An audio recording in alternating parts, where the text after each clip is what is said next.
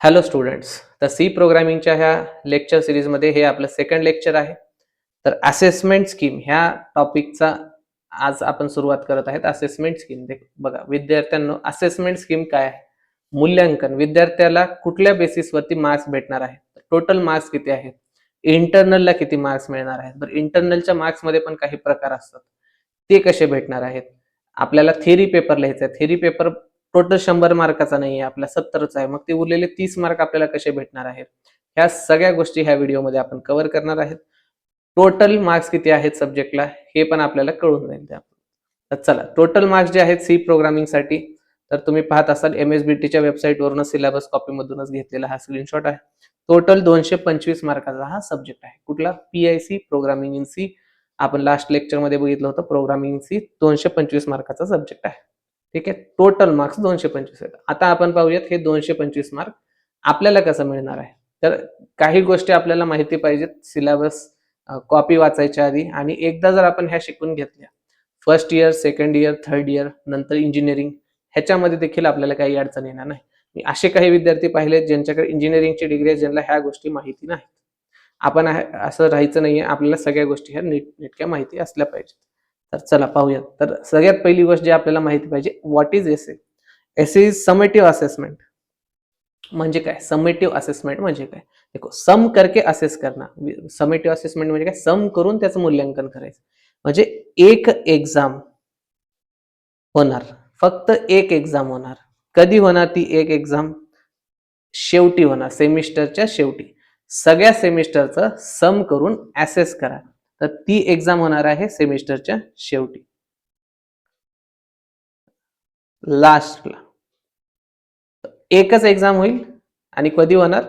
Last. Second, formative assessment. Format वापरून assessment करा विद्यार्थ्यांचं. तर फॉर्मॅटिव्ह असेसमेंटचा अर्थ काय? पूर्ण सेमिस्टरमध्ये, टोटल सेमिस्टरमध्ये काय काय गोष्टी करायच्या. जसं की प्रॅक्टिकल्स असतील, समजा आपल्याला ह्या विषयासाठी 17 प्रॅक्टिकल्स आहेत, तर 1 प्रॅक्टिकल, 2 प्रॅक्टिकल, 3 प्रॅक्टिकल हे डेली आपण परफॉर्म करणार. त्याच्या बेसिसवर आपल्याला समोरचा टीचर जो आहे तो जज करणार, असेस करणार आपल्याला. तर त्याला म्हणतात फॉर्मॅटिव्ह असेसमेंट. हा कधी असतो? Through out semester. Through out semester. तर लक्षात येते समेटिव्ह असेसमेंट आणि फॉर्मॅटिव्ह असेसमेंट काय असते. तर समेटिव्ह असेसमेंट जे असतात ते सेमिस्टरच्या शेवटी एक्झाम असतात. फॉर्मॅटिव्ह असेसमेंट काय असते? सेमिस्टरच्या थ्रू आउट. म्हणजे आज सेमिस्टर चालू झाले तर आजपासून तुमचं फॉर्मॅटिव्ह असेसमेंट स्टार्ट झालं. संपणार कधी? एंड ऑफ अकॅडमिक कॅलेंडरमध्ये आपला जो टेक्निकल कंटेंट संपवायचा जो डेट आहे एक्झामच्या आधी, तिथपर्यंत तुमचं फॉर्मॅटिव्ह असेसमेंट हे चालणार आहे. जसं आपलं फॉर्मॅटिव्ह असेसमेंट संपलं, त्यानंतर आपलं समेटिव्ह असेसमेंट हे सुरू होत असतं शेवटी. शेवटच्या एक्झाम्सला summative assessment. Formative assessment throughout the semester. त्यानंतर आहे सेल्फ लर्निंग असेसमेंट. हे केस स्कीम मध्ये नवीन इंट्रोड्यूस करण्यात आलेलं आहे, जेणेकरून प्रॅक्टिकल स्किल्स या विद्यार्थ्याच्या इम्प्रोवाइज झाल्या पाहिजेत. याला म्हणतात सेल्फ लर्निंग असेसमेंट. ह्याला शॉर्ट मध्ये SLA म्हणतो आपण. ठीक आहे, SA, FA, SLA. I hope तुम्हाला क्लिअर झालं असेल. समेटिव्ह असेसमेंट एक exam, formative assessment throughout the semester, self learning assignment जे स्वतःला करायचे. चला, नेक्स्ट जे आहेत 2 शॉर्टकट्स आपल्याला माहित पाहिजे. TH stands for theory examination. बऱ्याच विद्यार्थ्यांना माहित नसेल, थिअरी म्हणजे आपल्याला पूर्ण रिटन पेपर लिहायचा आहे. आणि PR stands for practical examination. Practical म्हणजे आपण जे प्रात्यक्षिक करतो, लॅबमध्ये बसून आपण कोड करतोय वगैरे, परफॉर्म करतोय, कोडिंग करतोय, हे आहेत आपले प्रॅक्टिकल्स. तर 3 गोष्टी आधी लक्षात ठेवा, SA, FA, SLA, त्यानंतर TH आणि PR. चला, आता ह्यांचे मार्क्स कसे आहेत पूर्ण आपल्याला सेमिस्टरला ते आपण चेक करू. तर बघा, ही जी सिलेबस कॉपी आहे, आपली सिलेबस कॉपीचे 3 पार्टिशन्स त्यांनी केलेले आहेत. टोटल 3 पार्टिशन आहेत. बघा, partition number 1 theory, partition number 2 practical, partition number 3 SLA. दिसतात? Theory, practical, SLA. तर आपला जो थिअरीचा पार्ट आहे त्याच्यामध्ये 2 पोर्शन आहेत, FA, SA. प्रॅक्टिकल मध्येही 2 पोर्शन आहेत, FA, SA. दिसतात? थिअरी मध्ये पण FA, SA, formative assessment, summative assessment. Practical मध्ये पण formative assessment, summative assessment. FA with theory, formative assessment for the theory examination. कसं करणार? किती मार्क्स आहे? मॅक्झिमम 30. मॅक्झिमम किती स्कोर करू शकतो आपण? 30. कसं घेणार कसं? हे 30 मार्क्स भेटणार कसे आहेत आपल्याला? तर 2 युनिट टेस्ट होणार आपल्या पूर्ण सेमिस्टरमध्ये MSBTच्या रेकमेंडेशन नुसार. त्याच्या तारखा देखील तुम्हाला अकॅडमिक कॅलेंडरमध्ये मिळून जाईल. एक व्हिडिओ देखील आहे माझा अकॅडमिक कॅलेंडरचा, तुम्ही चेक करू शकता.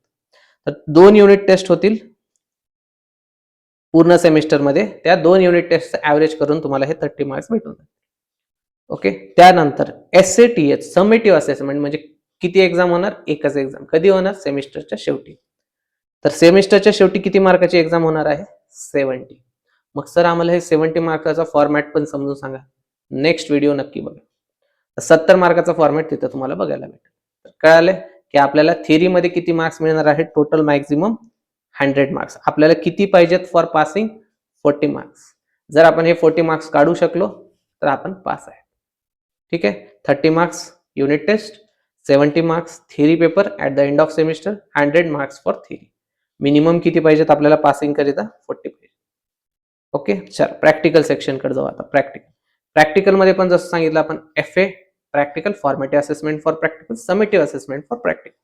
फॉर्मेटिव्ह म्हणजे काय सांगितलं होतं मी? Throughout the semester. SA म्हणजे काय सांगितले? लास्टला एकच एक्झाम होणार. फॉर्मेटिव्ह असेसमेंट मध्ये बघा FAPR मध्ये किती मार्क्स आहेत? 50. हे कसे भेटणार आपल्याला? जसं मी सांगितलं, आपल्याला समजा 10 प्रॅक्टिकल आहेत एखाद्या विषयाला, त्या 10 प्रॅक्टिकलला 50 पैकी तुमचे टीचर्स मार्क भरतील. कशामध्ये? Lab manuals. त्याचं ॲव्हरेज कॅल्क्युलेट केलं जाईल आणि ते तुम्हाला मार्क्स दिले जातील. आपलं ॲव्हरेज 48, 49, 50 जे काय ॲव्हरेज येईल आपलं ते त्या लॅब मॅन्युअल्स मध्ये भरतील. आपल्याला ते मार्क्स भेटून जातील. मिनिमम तुम्हाला 20 मार्क्स असणं गरजेचं आहे फॉर पासिंग आउट ऑफ 50. त्यानंतर SAPR समेटिव्ह असेसमेंट. हे काय आहे? समेटिव्ह असेसमेंट कधी होणार? शेवटी. समेटिव्ह एंडला होत असतं सेमिस्टरच्या. इथं तुम्ही पाहिलं असेल एक स्पेशल सिम्बॉल काढलेला हॅश. हे हॅश काय भानगड? देखो समेटिव्ह असेसमेंट फॉर प्रॅक्टिकल विषयी चर्चा करतोय आपण. Summative assessment for practical. Practical exams ह्या जनरली 2 प्रकारच्या असतात. एक असतात इंटरनल, एक असतात एक्सटर्नल. प्रॅक्टिकल एक्झाम 2 प्रकारच्या. एक आहेत इंटरनल, एक आहेत एक्सटर्नल. इंटरनल एक्झाम कॉलेजचे टीचर्स, कॉलेजचे इंटरनल सब्जेक्ट टीचर सोडून जे दुसरे टीचर असतील ते कंडक्ट करतील. एक्सटर्नल एक्झाम्स ह्या बाहेरच्या कॉलेजचे टीचर्स, जसं की आता समजा तुमचं प्रायव्हेट कॉलेज आहे तर गव्हर्नमेंट कॉलेजचे टीचर्स येतील, ते एक्झाम घेतील. समजा गव्हर्नमेंट कॉलेज आहे तर दुसऱ्या गव्हर्नमेंट कॉलेजचे टीचर्स हे येऊन एक्झाम घेतील. तर हे एक्सटर्नल असेसमेंट म्हणतो. इंटरनल आणि एक्सटर्नल. इंटरनल जर असेल, जर तुम्हाला त्या प्रॅक्टिकलला इंटरनल एक्झामिनेशन असेल तर तिथं मेन्शन केलेलं असतं @. एक्सटर्नल असेल तर मेन्शन केलेलं असतं हॅश. तर आपल्या सब्जेक्टमध्ये जर तुम्ही पाहिलं तर आपल्या सब्जेक्ट समोर मेन्शन केलेलं आहे हॅश. म्हणजे आपल्याला C प्रोग्रामिंगसाठी समेटिव्ह असेसमेंटसाठी म्हणजे एकच एक्झाम जी होणार आहे शेवटी त्याच्यासाठी एक्सटर्नल एक्झामिनर आहे. ओके. 50 मार्क्स मॅन्युअल्स मधून भेटणार आहेत. 50 मार्क्स हे आपल्याला एक्सटर्नल एक्झामिनर आहे. राईट. तर 50-50 किती झाले? 100. Theory 100, practical 100. सेल्फ लर्निंग करून किती भेटणार आहे? 25. सेल्फ लर्निंगचे मार्क्स कसे भेटणार आपल्याला? तर आपण जे असाइनमेंट जे आपल्याला टीचर्सने सांगितले टाइम टू टाइम सबमिट करणे, चांगल्या असाइनमेंट करणे, चांगलं अक्षर काढणे, चांगलं प्रेझेंटेशन ठेवणे, एखादं प्रेझेंटेशन बनवायला सांगितलं ते करणे, ह्याच्या आहेत आपल्याला 25 मार्क्स.